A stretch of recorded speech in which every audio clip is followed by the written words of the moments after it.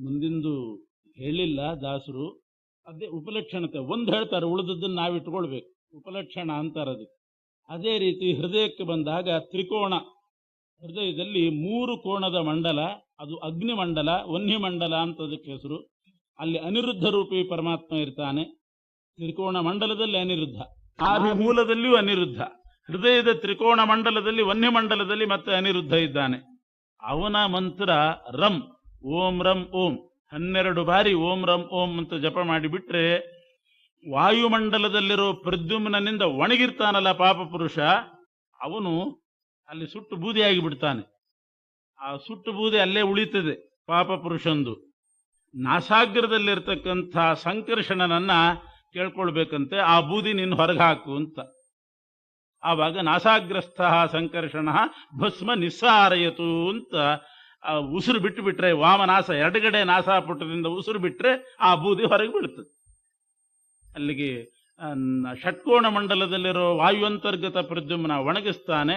ಹೃದಯದಲ್ಲಿ ತ್ರಿಕೋಣ ಅಗ್ನಿಮಂಡಲ ಅಂತರ್ಗತ ಅನಿರುದ್ಧ ರೂಪಿ ಪರಮಾತ್ಮ ಓಂ ರಂ ಓಂ ಅಂತ, ರ ಅನ್ನೋದು ಅಗ್ನಿ ಬೀಜ, ಆ ರಂ ಅನ್ನೋ ಅಕ್ಷರದಿಂದ ಪ್ರತಿಪಾದ್ಯನಾಗಿ ಪಾಪ ಪುರುಷನನ್ನ ಸುಟ್ಟು ಬೂದಿ ಮಾಡ್ತಾನೆ.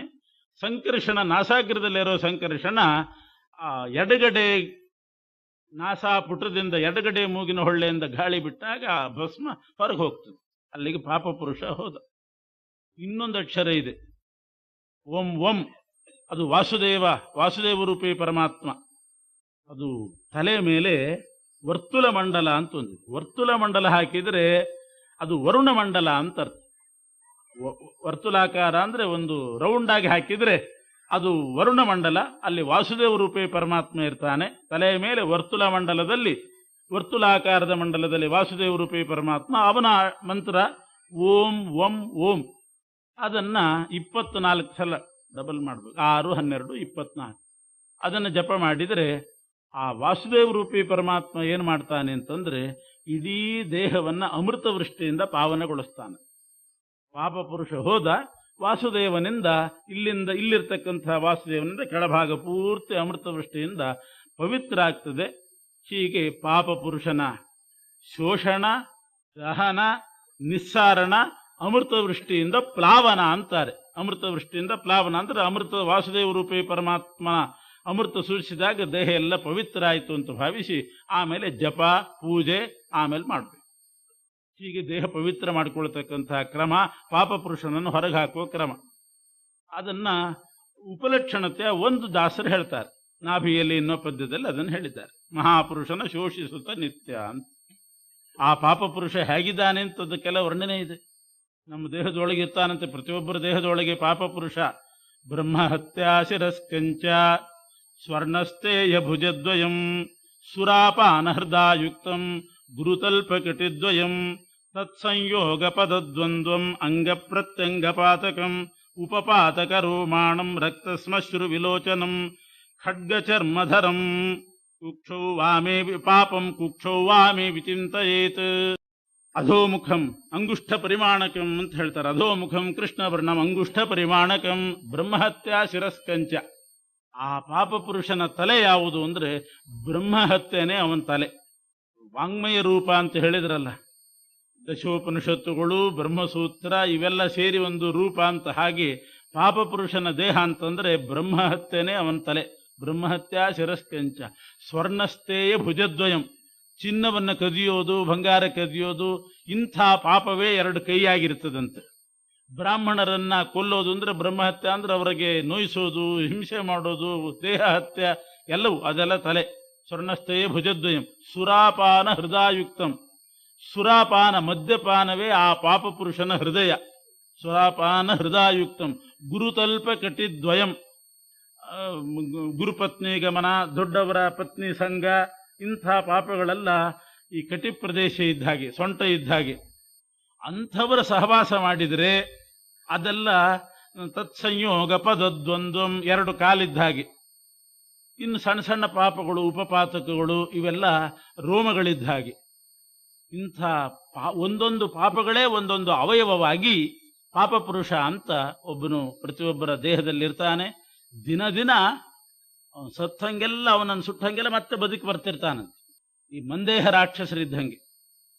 ಮಂದೇಹ ಅಂತ ಕೆಲವು ರಾಕ್ಷಸರಿದ್ದಾರೆ. ಸೂರ್ಯ ಬೆಳಿಗ್ಗೆ ಎದ್ದು ಸಂಚಾರ ಮಾಡುವಾಗ ಸೂರ್ಯನ ರಥಕ್ಕೆ ಅಡ್ಡಿ ಮಾಡ್ತಾರಂತೆ ಮಂದೇಹ ರಾಕ್ಷಸರು. ದಿನ ದಿನ ನಾವು ಅರ್ಘ್ಯ ಪ್ರದಾನ ಮಾಡ್ತಿರಲ್ಲ, ಆ ಅರ್ಘ್ಯ ಪ್ರದಾನ ಮಾಡಿದಾಗ ಆ ಅರ್ಘ್ಯವೇ ವಜ್ರಾಯುಧವಾಗಿ ಏಕಂ ವಾಹನ ನಾಶಾಯ, ಆ ಮಂದೇಹರ ವಾಹನ ನಾಶಕ್ಕೆ ಒಂದು ಅರ್ಘ್ಯ, ಆಯುಧ ನಾಶಕ್ಕೆ ಮತ್ತೊಂದು ಅರ್ಘ್ಯ, ಅವರ ಸ್ವರೂಪ ನಾಶಕ್ಕೆ ದೇಹ ನಾಶಕ್ಕೇನೆ ಮತ್ತೊಂದು ಅರ್ಘ್ಯ. 3 ಅರ್ಘ್ಯ ಪ್ರದಾನ ಮಾಡಿದಾಗ ಆ ಮಂದೇಹ ರಾಕ್ಷಸರ ಆಯುಧ ಹೋಗ್ತದೆ, ವಾಹನ ನಾಶ ಆಗ್ತದೆ, ಅವ್ರ ದೇಹನೇ ಹೋಗ್ತದೆ. ಅರ್ಘ್ಯ ಪ್ರದಾನ ಮಾಡಿದ್ರಿಂದ ಆ ಮಂದೇಹ ರಾಕ್ಷಸರ ವಧೆಯಾಗಿ ಸೂರ್ಯನ ರಥ ಮುಂದಕ್ಕೆ ಹೋಗ್ಲಿಕ್ಕೆ ಅನುಕೂಲ ಆಗ್ತದೆ. ಅದಕ್ಕೆ ಅರ್ಘ್ಯ ಕೊಡಬೇಕು. ಈ ರೀತಿ ಒಂದು ದಿವಸ ಕೊಟ್ಟವೆ, ಇವತ್ತು ಸತ್ತು ಹೋಗ್ಬಿಟ್ರು ಮಂದೇಹ ರಾಕ್ಷಸರು ಅಂತ ಮತ್ತೆ ನಾಳೆ ಬಿಡೋದಲ್ಲ. ಮಂದೇಹ ರಾಕ್ಷಸರು ಮತ್ತೆ ಹುಟ್ಟುತ್ತಾರಂತೆ, ಮತ್ತೆ ಹುಟ್ಟಿ ಪುನಃ ಬರ್ತಾರಂತೆ ಸೂರ್ಯನ ರಥಕ್ಕೆ ಅಡ್ಡಿ ಮಾಡಲಿಕ್ಕೆ. ಮತ್ತೆ ಅರ್ಘ್ಯ ಕೊಡಬೇಕು. ಅರ್ಘ್ಯ ಕೊಟ್ಟಾಗ ಅವರು ಆ ಮಂದೇಹ ರಾಕ್ಷಸರ ಜೊತೆಗೆ ನಾವು ಯುದ್ಧ ಮಾಡೋದು ಅಂತ ಅರ್ಥ. ಸಂಧ್ಯಾವಂದನೆ ಅಂದರೆ ಆ ಮಂದೇಹ ರಾಕ್ಷಸರ ಸಂಹಾರಕ್ಕೆ ನಾವು ಮಾಡೋ ಪ್ರಯತ್ನ. ಅವ್ರದ್ದು ಮಾಡುವಾಗ ಆ ಆಯುಧಗಳು ನಮಗೇನು ಆಗಬಾರ್ದು ಅಂತ ಹೇಳಿ ಆತ್ಮ ಸಂರಕ್ಷಣೆಗೋಸ್ಕರವಾಗಿ ಆತ್ಮ ಪ್ರದಕ್ಷಿಣೆ ಅಂತ ಮಾಡೋದುಂಟು. ಮತ್ತೆ ಹಾಗೆ ಮಂದೇಹ ರಾಕ್ಷಸರಂತೆ ಈ ಪಾಪ ಪುರುಷನು ಕೂಡ ಒಂದು ಸಲ ಶೋಷಣ, ದಹನ, ನಿಸ್ಸಾರಣ ಆದಮೇಲೂ ಮತ್ತೆ ಮತ್ತೆ ಬರ್ತಿರ್ತಾನಂತೆ. ಆದ್ದರಿಂದ ಪ್ರತಿನಿತ್ಯ ಈ ಪಾಪ ಪುರುಷನ ಶೋಷಣಾದಿಗಳನ್ನು ಮಾಡಲೇಬೇಕು. ಅದಕ್ಕೆ ಪಾಪ ಪುರುಷನ ಶೋಷಿಸುತ್ತ ನಿತ್ಯ ಅಂದಿದ್ದಾರೆ. ನಿತ್ಯ ಅಂದರೆ ದಿನಾನೂ ಈ ಪಾಪ ಇಷ್ಟೇ ಮಂತ್ರ ಯರವ ನೆನ್ಪಿಟ್ಕೊಂಡ್ಬಿಟ್ರೆ ಆಗೋಯ್ತು. ಆ ಯರವ ಮಂತ್ರ ಜಪದಿಂದ ಇದೆಲ್ಲ ಆಗ್ತದೆ. ದ್ವಾದಶಾರ್ಕರ ಮಂಡಲವು ಮಧ್ಯೋದರದೊಳು ಸುಷುಮ್ನದೊಳಗಿಹದು 5 ರೂಪಾತ್ಮಕನು 60,300 ಈ ದಿವಾರಾತ್ರಿಗಳ ಮಾನಿಗಳಾದ ದಿವಿಜರ ಸಂತೈಸುತ್ತ ನಿಷಾದ ರೂಪಕ ದೈತ್ಯರನ್ನು ಸಂಹರಿಪ ನಿತ್ಯದಲ್ಲಿ. ಇನ್ನು ಮಧ್ಯೋದರದಲ್ಲಿ ದ್ವಾದಶಾರ್ಕ ಮಂಡಲ ಅಂತ ಒಂದು 12 ಜನ ಸೂರ್ಯರಿದ್ದಾರೆ. 12 ತಿಂಗಳಿಗೆ 12 ಜನ ಸೂರ್ಯರು. ವಿವಸ್ವಾನ್ ಅರ್ಯಮಾ ಪೂಷಾ ತ್ವಷ್ಟಾಥ ಸವಿತಾ ಭಗಃ ಧಾತಾ ವಿಧಾತಾ ವರುಣಃ ಮಿತ್ರ ಶಕ್ರ ಉರುಕ್ರಮಃ ಅಂತ 12 ಸೂರ್ಯರು. ಅವರ ಮಂಡಲ ಇದೆ. ಒಂದೊಂದು ಇದರಲ್ಲಿ ಒಬ್ಬೊಬ್ಬರು ಸೂರ್ಯರಿರ್ತಾರೆ. ಅಲ್ಲಿ ಪರಮಾತ್ಮ ನೆಲೆಸಿ ಒಂದೊಂದು ದಿವಸ 360 ದಿವಸಗಳಿಗೆ ಅಭಿಮಾನಿಗಳಾದ ದೇವತೆಗಳೇನಿದ್ದಾರೆ ಅವರನ್ನು ಸಂರಕ್ಷಣೆ ಮಾಡ್ತಾ, ಆ ದಿನಗಳಿಗೆ ವಿಘ್ನವನ್ನುಂಟು ಮಾಡತಕ್ಕಂಥ ನಿಷಾದ ರೂಪಕರಾದ ರಾಕ್ಷಸರನ್ನು ಸಂಹಾರ ಮಾಡ್ತಾ ಆ ಮಧ್ಯೋದರದಲ್ಲಿ ದ್ವಾದಶಾರ್ಕ ಮಂಡಲದಲ್ಲಿಯೂ ಪರಮಾತ್ಮ ನೆಲೆಸಿದ್ದಾನೆ. ಹೃದಯದಲ್ಲಿರ್ತಕ್ಕಂಥ ಭಗವಂತನ ಚಿಂತನೆ ಈಗ ಹೇಳ್ತಾರೆ. ಹಿಂದೆ ಬಂದಿದೆ ಅದನ್ನು. ಹೃದಯದೊಳಗಿಹದು ಅಷ್ಟದಳ ಕಮಲ, 8 ದಳದ ಕಮಲ ಹೃದಯದಲ್ಲಿ. ಹೃದಯದೊಳಗಿಹದು ಅಷ್ಟದಳ ಕಮಲ, ಅದರೊಳಗೆ ಪ್ರಾದೇಶ ನಾಮಕ, ಪ್ರಾದೇಶ ಅಂತ ಪರಮಾತ್ಮನ ಹೆಸರು. ಪ್ರದೇಶ ಅಲ್ಲ, ಪ್ರಾದೇಶ. ನಾನು ಹೇಳಿ ಪ್ರಾದೇಶ ಅಂದರೆ ಹೃದಯದಲ್ಲಿ ಸಂಪೂರ್ಣ ವ್ಯಾಪಿಸಿಕೊಂಡು ಇರತಕ್ಕಂಥ ಪರಮಾತ್ಮನ ರೂಪಕ್ಕೆ ಪ್ರಾದೇಶ ಅಂತ ಹೆಸರು. ಹೃದಯ ಕಮಲದ ಅಗ್ರದಲ್ಲಿದ್ದದ್ದು ಅಗ್ರೇಶ, ಮೂಲದಲ್ಲಿದ್ದದ್ದು ಮೂಲೇಶ. ಹೃದಯ ಸರ್ವತೋ ವ್ಯಾಪಿ ಪ್ರಾದೇಶ ಇತಿ ಕೀರ್ತಿತಃ ಅಂತ ಹೇಳಿದ್ದಾರೆ. ಹೃದಯದೊಳಗೆ ಅಷ್ಟದಳ ಕಮಲ, ಅದರೊಳಗೆ ಪ್ರಾದೇಶ ನಾಮಕ ಉದಿತ ಭಾಸ್ಕರನಂತೆ ತೋರ್ಪನು ಬಿಂಬನೆಂದೆನಿಸಿ, ಅವನಿಗೆ ಬಿಂಬರೂಪ ಅಂತ ಕರೀತಾರೆ. ಬಿಂಬರೂಪ ಒಂದೇ ಅಲ್ಲ, 3 ಬಿಂಬರೂಪವೇ ಅಂತೆ. ಅಗ್ರೇಶ, ಪ್ರಾದೇಶ, ಮೂಲೇಶ. ಹೃದಯ ಕಮಲದಲ್ಲಿರೋ 3 ರೂಪಕ್ಕೂ ಬಿಂಬ ಅಂತ ಹೆಸರು. ಆ ಪ್ರಾದೇಶ ಪದ್ಮ, ಚಕ್ರ, ಪದುಮ, ಚಕ್ರ, ಸುಶಂಖ, ಸುಗದಾಂಗದ, ಕಟಕ, ಮುಕುಟಾಂಗುಲೀಯಕ, ಪದಕ, ಕೌಸ್ತುಭ, ಹಾರ, ಗ್ರೈವೇಯಾದಿ ಭೂಷಿತನು. ಇಷ್ಟು ಆಭರಣದ ಹೆಸರೇ. ಪದ್ಮ, ಚಕ್ರ, ಶಂಖ, ಗದ, ಅಂಗದ, ಕಟಕ, ಮುಕುಟ, ಅಂಗುಲೀಯಕ, ಪದಕ, ಕೌಸ್ತುಭ, ಹಾರ. ಗ್ರೈವೇಯ ಅಂದರೆ ಬರೀ ಕುತ್ತಿಗೆಗೆ ಹಾಕೊಳ್ತಕ್ಕಂಥದ್ದು, ಅದೊಂದು ಗ್ರೈವೇಯ. ಗ್ರೀವ ಅಂದರೆ ಕುತ್ತಿಗೆ, ಗ್ರೈವೇಯ ಅಂದರೆ ಕುತ್ತಿಗೆಯಲ್ಲಿ ಹಾಕ್ಕೊಂಡಿರ್ತಾರೆ, ಎದೆ ತನಕ ಇಳಿದಿರೋದಿಲ್ಲ, ಅದು ಕುತ್ತಿಗೆಗೆ ಬಿಗದಂಗಿರ್ತದೆ ಅಂಥದ್ದು. ಅದಕ್ಕೆ ಗ್ರೈವೇಯ ಅಂತ ಕರೀತಾರೆ. ಸ್ವಲ್ಪ ಕೆಳಗಡೆ ಬಂದರೆ ಅದು ಹಾರ, ಎದೆ ತನಕ ಬಂದರೆ ಹಾರ. ಮುತ್ತಿನ ಹಾರಕ್ಕೆ ಹಾರ ಅಂತ ಕರೀತಾರೆ. ಸಂಸ್ಕೃತದಲ್ಲಿ ಹಾರ ಬೇರೆ, ಮಾಲೆ ಬೇರೆ. ಮುತ್ತಾಹಾರ ಅನ್ನಬೇಕಂತೆ. ಮುತ್ತಿಂದಕ್ಕೆ ಹಾರ, ಹೂವಿಂದ ಜೋಡಿಸಿದರೆ ಅದು ಮಾಲೆ. ಹೂವಿಂದು ಮಾಲೆ, ಮುತ್ತಿನದ್ದು ಹಾರ ಅಂತ ಲೆಕ್ಕ. ಕೌಸ್ತುಭ ಅಂತಂದರೆ ಬ್ರಹ್ಮದೇವರಿಂದ ಅಭಿಮನ್ಯಮಾನವಾದ ಒಂದು ಮಣಿ, ಅದನ್ನು ಪರಮಾತ್ಮ ಧಾರಣೆ ಮಾಡ್ತಾನೆ. ಪದಕ ಅಂತ ಎಲ್ಲರೂ ಕೇಳೇ ಇದ್ದೀರಿ. ಪದಕ ಅಂತ ಒಂದು ಸ್ವಲ್ಪ ಅಗಲವಾಗಿರ್ತದೆ, ಅದು ಪದಕ, ಅದೊಂದು ಆಭರಣ. ಅಂಗದ ಅಂತ ಕೈಗೆ ಹಾಕ್ಕೊಳ್ತಕ್ಕಂಥ ಆಭರಣ, ಕಟಕ ಅಂತಂದರೆ ಬಳೆ, ಸ್ವಲ್ಪ ಮೇಲೆ ಹಾಕ್ಕೊಂಡ್ರೆ ಅದು ಅಂಗದ, ಮುಕುಟ ಅಂದರೆ ತಲೆ ಮೇಲೆ ಇಟ್ಟುಕೊಳ್ಳೋದು, ಅಂಗುಲಿಯಕ ಉಂಗುರ, ಪದ್ಮ ಚಕ್ರ ಶಂಖಾಗದ ಅಂತೂ ಪರಮಾತ್ಮನ ಪ್ರಸಿದ್ಧವಾದ ಆಯುಧಗಳು. ಇಷ್ಟು ಆಯುಧ ಆಭರಣಗಳಿಂದ ಭೂಷಿತನಾಗಿ ಹೃದಯದೊಳಗೆ ಅಷ್ಟದಳ ಕಮಲದಲ್ಲಿ ಸಂಪೂರ್ಣ ವ್ಯಾಪಿಸಿ ಪ್ರಾದೇಶ ನಾಮಕ ಪರಮಾತ್ಮನಿದ್ದಾನೆ. ಹೃತ್ಕಮಲ ಮಧ್ಯ ನಿವಾಸಿ ಅಂತ ಸಂಕಲ್ಪ ಮಾಡುವಾಗ ಹೇಳೋದು ಇವನನ್ನೇ. ಇನ್ನು ಕಂಠಕ್ಕೆ ಬಂದರೆ ದ್ವಿದಳ ಪದ್ಮವು ಶೋಭಿಪುದು ಕಂಠದಲ್ಲಿ, ಮುಖ್ಯ ಪ್ರಾಣ ತನ್ನಯ ಸುದತಿಯಿಂದೊಡಗೂಡಿ ಹಂಸೋಪಾಸನೆಯ ಮಾಳ್ಪ, ಉದಕ ಅನ್ನಾದಿಗಳಿಗೆ ಅವಕಾಶದನು ತಾನಾಗಿದ್ದು ಉದಾನಾಭಿಧನು ಶಬ್ದವ ನುಡಿದು ನುಡಿಸುವ ಸರ್ವಜೀವರೊಳು. ಕಂಠದಲ್ಲಿ 2 ದಳದ ಕಮಲ, ಅದೇ ಸುಷುಮ್ನಾ ನಾಡಿ ಬರ್ತದೆ ಮೇಲೆ, ಕಂಠದಲ್ಲೂ ಆ ಸುಷುಮ್ನಾ ನಾಡಿ ಹಾದು ಹೋಗಿದೆ. ಕಂಠದಲ್ಲಿ ಹಾದು ಹೋದ ಸುಷುಮ್ನಾ ನಾಡಿಯಲ್ಲಿ ಆ ಕಂಠ ಭಾಗದಲ್ಲಿ 2 ದಳದ ಕಮಲ, ಅದರಲ್ಲಿ ಉದಾನ ನಾಮಕ ಪ್ರಾಣದೇವರಿದ್ದಾರೆ. ಹೃದಯ ಪ್ರಾಣೋ ಗುದೇಪಾನಃ ಸಮಾನೋ ನಾಭಿಮಂಡಲೆ ಉದಾನ ಕಂಠದೇಶೇ ಸ್ಯಾತ್ ಅಂತ ಉದಾನ ನಾಮಕ ವಾಯು ಕಂಠ ದೇಶದಲ್ಲಿ 2 ದಳ ಕಮಲದಲ್ಲಿದ್ದಾನೆ. ಸುದತಿಯಿಂದೊಡಗೂಡಿ ತನ್ನ ಪತ್ನಿ ಭಾರತೀ ದೇವಿಯಿಂದ ಕೂಡಿಕೊಂಡು ಉದಾನ ನಾಮಕ ಪ್ರಾಣದೇವರು. ಆ ಉದಾನ ನಾಮಕ ಪ್ರಾಣದೇವರಲ್ಲಿ ಉದಾನ ಅನ್ನೋ ಹೆಸರಿನಿಂದಲೇ ಪರಮಾತ್ಮ ಇದ್ದಾನೆ. ಉದಾನ ನಾಮಕ ಭಗವಂತ ಅಲ್ಲಿ ನೆಲೆಸಿದ್ದಾನೆ. ಉದಾನ ನಾಮಕ ವಾಯುದೇವರು ಹಂಸೋಪಾಸನೆ ಮಾಡ್ತಾರಂತೆ, ಹಂಸ ನಾಮಕ ಪರಮಾತ್ಮನನ್ನು ಉಪಾಸನೆ ಮಾಡ್ತಾ ಇದ್ದಾರೆ. ಅವರೊಳಗೆ ಉದಾನ ನಾಮಕ ಪರಮಾತ್ಮ ಇದ್ದಾನೆ. ಆ ಭಗವಂತ ಏನು ಮಾಡ್ತಾನೆ ಅಂದರೆ ಉದಕ ಅನ್ನಾದಿಗಳಿಗೆ ಅವಕಾಶದನು ತಾನಾಗಿದ್ದು. ನಾವೇನು ಊಟ ಮಾಡ್ತೀವಿ ಅದು ಗಂಟ್ಲಲ್ಲಿ ಇಳಿತದೆ. ಉದಾನ ನಾಮಕ ವಾಯುದೇವರಲ್ಲಿ ಉದಾನ ನಾಮಕ ಪರಮಾತ್ಮ ದ್ವಿದಳ ಕಮಲದಲ್ಲಿದ್ದು ಆ ತುತ್ತನ್ನು ಗಂಟ್ಲಿಂದ ಕೆಳಗಿಳಿಸ್ತಾನೆ. ಒಂದೊಂದು ಸಲ ಗಂಟ್ಲಿಗೆ ಬೀಳೋದು ಅಂತುಂಟು. ಆ ಪರಮಾತ್ಮ ಏನಾದರೂ ಸ್ವಲ್ಪ ಆ ಕಡೆ ಈ ಕಡೆ ವ್ಯಗ್ರನಾದಾಗ ಗಂಟ್ಲಿಗೆ ಬಿದ್ದು ಬಿಡ್ತದೆ. ವ್ಯಗ್ರನಾಗದೆ ನಾವು ಊಟ ಮಾಡುವಾಗ ಒಂದೊಂದು ತುತ್ತು ಬಾಯಿಲಿಟ್ಟುಕೊಳ್ಳುವಾಗಲೂ ಅದನ್ನು ಒಳಗಡೆ ದಬ್ತಾನಂತೆ ಉದಾನ ನಾಮಕ ಪರಮಾತ್ಮ ಒಳಗಿಳಿಸ್ತಾನೆ. ಊಟ ಮಾಡ್ತಿದ್ದಾರೆ ಕೃಪಣರು, ಇಲ್ದಿದ್ರೆ ಹೇಗೆ ಸಾಧ್ಯ? ಅವರಿಗೆ ಗಂಟ್ಲಲ್ಲಿ ಕೈ ಹಾಕ್ಕೊಂಡು ತುತ್ತುಕೊಳ್ಳಿಕ್ಕೆ ಆಗ್ತದೇನೋ? ಹಂಗೇನಾದರೂ ಕೈ ಹಾಕ್ಕೊಂಡ್ರೆ ವಾಪಸ್ ಬರ್ತದೆ ಅಷ್ಟೇನೆ. ಅದಕ್ಕೆ ಪರಮಾತ್ಮ ಉದಾನ ನಾಮಕ ಅಲ್ಲಿದ್ದು ಒಳಗೆ ಕಳಿಸ್ತಾನಂತೆ ಊಟ ಮಾಡಿದ್ದನ್ನು. ಗಂಟ್ಲಿಗೆ ಕೆಲವು ಸಲ ಸಿಕ್ಕಿಬಿದ್ದಾಗ ಮೇಲ್ ನೋಡು ಕೆಳಗೆ ನೋಡು ನೀರು ಕೊಡಿ ಅಂತಾರೆ. ಉದಾನ ನಾಮಕ ಚಿಂತನೆ ಮಾಡು ಒಳಗಿಳಿತದೆ ಅನ್ಬೇಕು. ಉದಾನ ನಾಮಕ ಪರಮಾತ್ಮ ಇದ್ದು ಒಳಗಿಳಿಸ್ತಾನಂತೆ. ಅಷ್ಟೇ ಅಲ್ಲ, 2 ಕೆಲಸ ಮಾಡ್ತಾನೆ.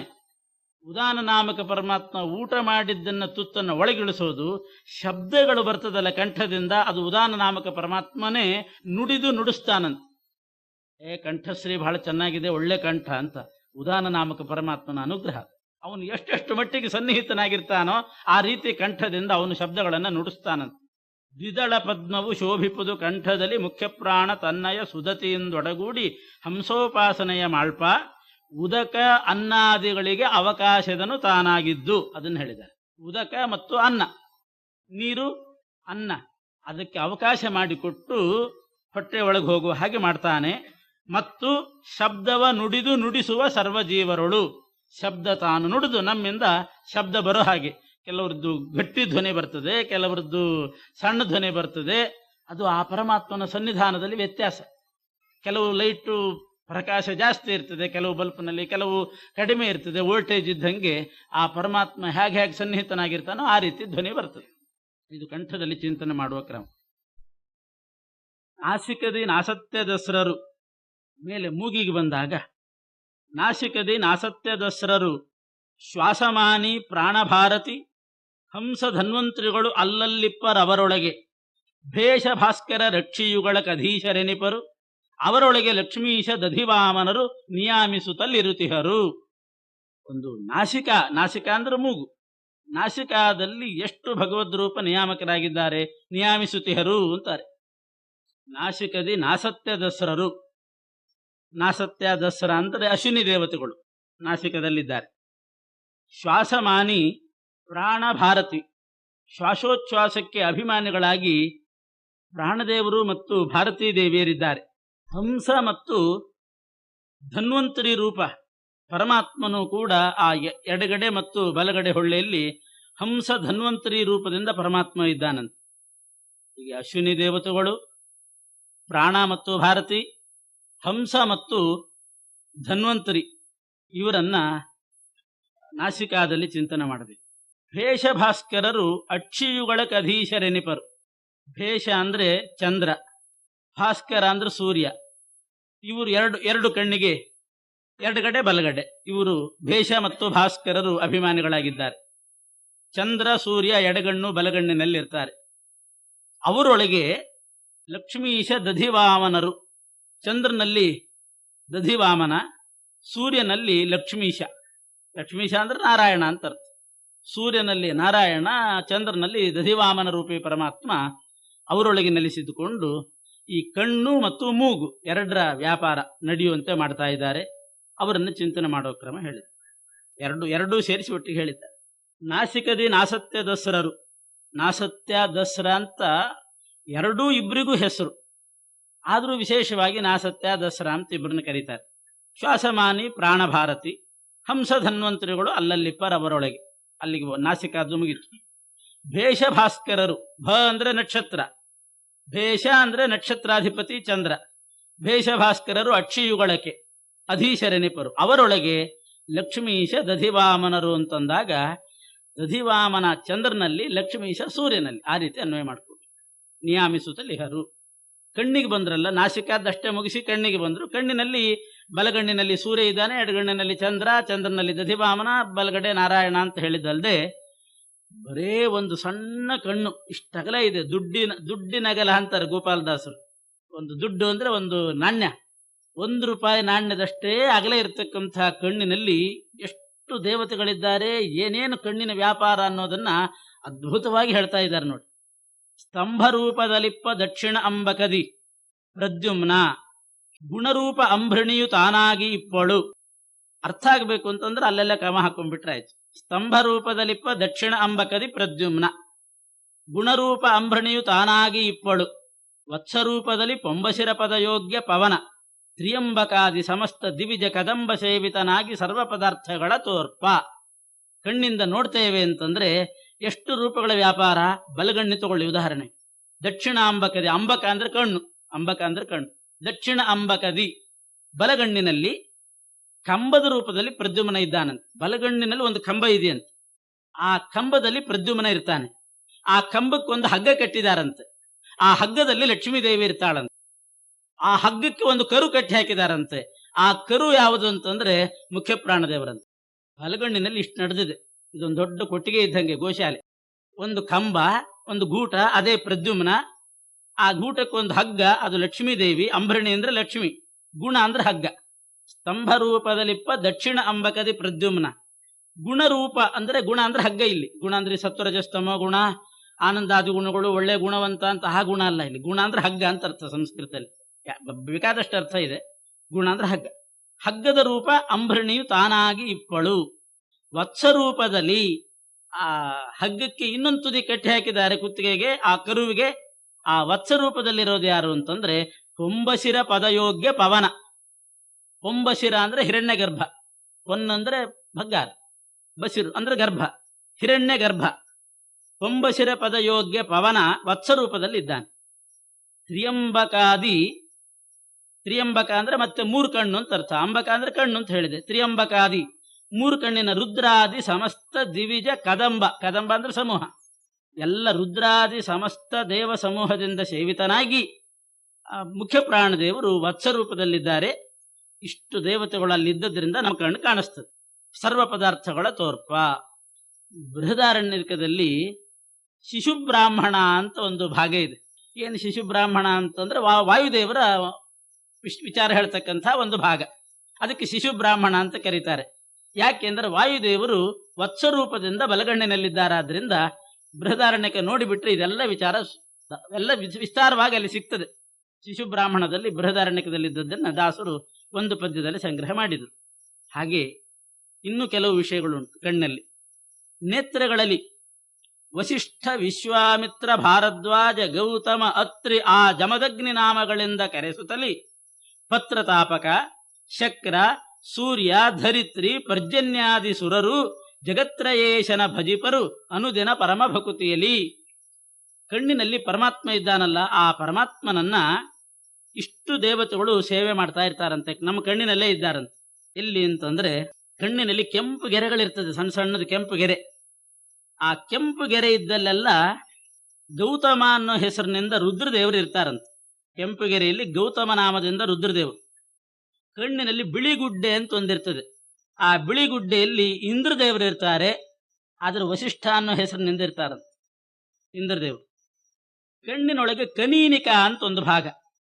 ಕನೀನಿಕಾ ಅಂತಂದ್ರೆ ನಕ್ಷತ್ರದ ಹಾಗೆ ಮಧ್ಯದಲ್ಲಿ ಒಂದು ಸಣ್ಣ ನಕ್ಷತ್ರ ಇದ್ದಂತೆ ಇರ್ತದೆ, ಆ ಕಡೆ ಈ ಕಡೆ ಓಡಾಡ್ತಾ ಇರ್ತದೆ. ಕನೀನಿಕಾ ಅಂತಾರೆ ಅದಕ್ಕೆ. ಆ ನಕ್ಷತ್ರದಂತೆ ಇರುವ ಕನೀನಿಕಾದಲ್ಲಿ ಸೂರ್ಯ ವಿಶ್ವಾಮಿತ್ರ ಅನ್ನೋ ಹೆಸರಿನಿಂದ ಇರ್ತಾನಂತೆ. ಬಿಳಿಗುಡ್ಡೆ ಇದ್ದ ಹಾಗೆ ಕರಿಗುಡ್ಡೆ ಒಂದಿದೆ ಕಣ್ಣಿನಲ್ಲಿ. ಆ ಕರಿಗುಡ್ಡೆಯಲ್ಲಿ ಅಗ್ನಿದೇವರು ಜಮದಗ್ನಿ ಅನ್ನೋ ಹೆಸರಿನಿಂದ ಇರ್ತಾರೆ. ಕಣ್ಣಿನಲ್ಲಿ ನೀರಿರ್ತದೆ. ನೀರು ಯಾವಾಗಲೂ ಇದ್ದೇ ಇರ್ತದೆ ಕಣ್ಣಲ್ಲಿ. ಅಳುವಾಗ ಮಾತ್ರ ಅಂತ ತಿಳ್ಕೋಬಾರ್ದು, ಅಳುವಾಗ ಜಾಸ್ತಿ ಬರ್ತದೆ ಅಷ್ಟೇ. ಇಲ್ದಿದ್ರೂ ಕಣ್ಣಲ್ಲಿ ನೀರಿನ ಅಂಶ ಇದ್ದೇ ಇರ್ತದೆ. ದೇವ ಯಾವಾಗಲೂ ಒದ್ದೇ ಇರ್ತದೆ ಕಣ್ಣು. ಆ ನೀರಿನ ಅಂಶದಲ್ಲಿ ವರುಣದೇವರು ಭರದ್ವಾಜ ಅನ್ನೋ ಹೆಸರಿನಿಂದ ಕಣ್ಣಿನಲ್ಲಿರ್ತಕ್ಕಂಥ ನೀರಿನಲ್ಲಿದ್ದಾರೆ. ಕಣ್ಣಿನ ರೆಪ್ಪೆಯಲ್ಲಿ ಧರಾದೇವಿ ಕಶ್ಯಪ ಅನ್ನೋ ಹೆಸರಿನಿಂದ ಇದ್ದಾಳಂತೆ ಕೆಳಗಿನ ರೆಪ್ಪೆಯಲ್ಲಿ.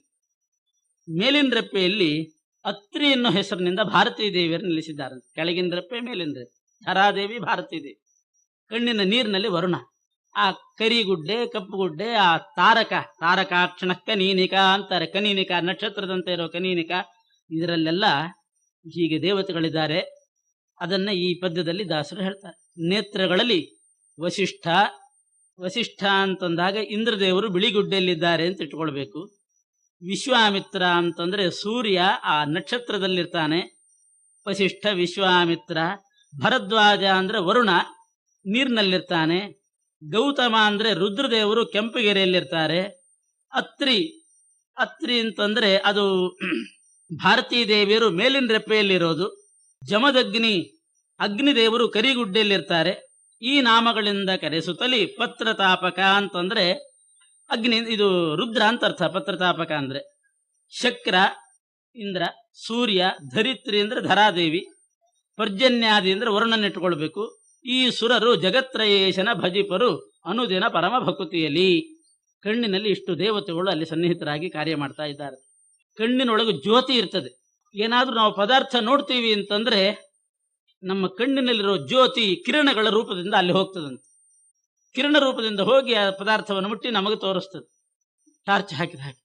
ಆ ಕಣ್ಣಿನ ಜ್ಯೋತಿಯಲ್ಲಿ ಕಪಿಲ ನಾಮಕ ಪರಮಾತ್ಮ ಇದ್ದಾನಂತೆ. ಕಪಿಲ ನಾಮಕ ಹರಿ. ಜ್ಯೋತಿಯೊಳಿಪ್ಪನು ಕಪಿಲ ಪುರುಹೂತ ಮುಖ ದಿಕ್ಪತಿಗಳಿಂದ ಸಮೇತನಾಗಿ. ಪುರುಹೂತ ಅಂದ್ರೆ ಇಂದ್ರದೇವರು. ಇಂದ್ರಾದಿ ದಿಕ್ಪಾಲಕರಿಂದ ಸಮೇತನಾಗಿ ದಕ್ಷಿಣಾಕ್ಷಿಯ ಮುಖದೊಳೆಹ ವಿಶ್ವ. ಅಷ್ಟೇ ಅಲ್ಲ, ಇಷ್ಟರ ಮಧ್ಯದಲ್ಲಿ ವಿಶ್ವ ಅಂತ ಒಬ್ಬ ರೂಪ ಅದು ಸೇರ್ಕೊಂಡಿದೆ. ವಿಶ್ವನಾಮಕ ಪರಮಾತ್ಮ. ವಿಶ್ವ, ತೈಜಸ, ಪ್ರಾಜ್ಞ, ತುರ್ಯ ಅಂತ 4 ರೂಪಗಳು ಪ್ರಸಿದ್ಧವಾದಿದೆ. ವಿಶ್ವನಾಮಕ ಪರಮಾತ್ಮ ಬಲಗಣ್ಣಿನಲ್ಲಿದ್ದಾನೆ. ಈ ಕಪಿಲ ಇದ್ದಾನೆ, ಪ್ರದ್ಯುಮ್ನ ಇದ್ದಾನೆ, ವಾಯುದೇವರು, ಇಂದ್ರಾದಿ ದೇವತೆಗಳು, ಲಕ್ಷ್ಮೀದೇವಿ, ಅದರ ಜೊತೆಗೆ ವಿಶ್ವನಾಮಕ ಪರಮಾತ್ಮ. ಅವನು ಒಬ್ಬನೇ, ಒಂದೇ ಮುಖ ಅಲ್ಲ, 19 ಮುಖ.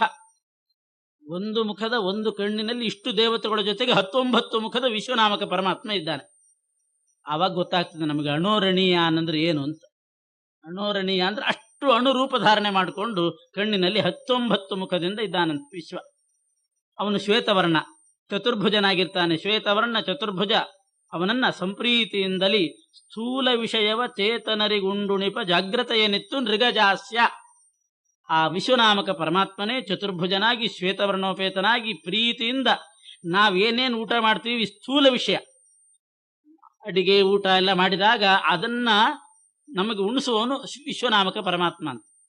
ಸ್ಥೂಲ ಭುಕ್ ಅಂತ ಕರೀತಾರೆ ಅವನನ್ನು. ವಿಶ್ವನಾಮಕ ಪರಮಾತ್ಮನನ್ನೇ ಸ್ಥೂಲ ಭುಕ್. ಜಾಗೃತ ಅವಸ್ಥಾ, ನಮ್ಮನ್ನು ಎಚ್ಚರ ಮಾಡಿಸುವವನು ಅವನು. ಇಡೀ ಎಚ್ಚರದಲ್ಲಿ ಆ ವಿಶ್ವನಾಮಕ ಪರಮಾತ್ಮಂದೇ ವ್ಯಾಪಾರ. ಜಾಗೃತ ಅವಸ್ಥಾ ಪ್ರೇರಕ, ಜಾಗ್ರತೆಯನ್ನು ಕೊಡ್ತಾನೆ, ಎಚ್ಚರಿಸ್ತಾನೆ. ನಮ್ಮ ಸ್ಥೂಲ ವಿಷಯಗಳು ಏನು ಊಟ ಮಾಡ್ತೇವೆ ಅದನ್ನೆಲ್ಲ ಅವನೇ ನಿಂತುಕೊಂಡು ಆ ಕಾರ್ಯ ಮಾಡಿಸ್ತಾನೆ. ಮಗು ಊಟ ಮಾಡುವಾಗ ತಾಯಿ ನಿಂತುಕೊಂಡು ಅವನಿಗೆ ಬಾಯಲ್ಲಿ ತುತ್ತಿಟ್ಟು ಊಟ ಮಾಡಿಸುವ ಹಾಗೆ ವಿಶ್ವನಾಮಕ ಪರಮಾತ್ಮ ನಮಗೆ ಸ್ಥೂಲ ಪದಾರ್ಥಗಳ ಭೋಗವನ್ನು ಕೊಡೋದು ಅವನು ಸಾರಭೋಕ್ತ. ಸ್ಥೂಲ ಭುಕ್ಕು ಅಂದ್ರೆ ನಮ್ಮ ಸ್ಥೂಲ ಪದಾರ್ಥಗಳನ್ನ ನಾವು ಊಟ ಮಾಡುವ ಹಾಗೆ ಮಾಡುವವನಾದ್ರಿಂದ ಸ್ಥೂಲ ಭುಕ್ಕು ಅಂತ ಅವನನ್ನು ಕರೀತಾರಷ್ಟೇ. ತಾಯಿ ಬೇರೆ ಊಟ ಮಾಡ್ತಾಳೆ, ಆದ್ರೆ ಮಗುವಿಗೂ ಊಟ ಮಾಡಿಸ್ತಾಳೆ. ಹಾಗೆ ವಿಶ್ವನಾಮಕ ಪರಮಾತ್ಮ ನಮಗೆ ಊಟ ಮಾಡಿಸ್ತಾನೆ. ಆದ್ರಿಂದ ಅವನನ್ನು ಸ್ಥೂಲ ಭುಕ್ಕು ಅಂತ ಕರೆದಿದ್ದಾರೆ.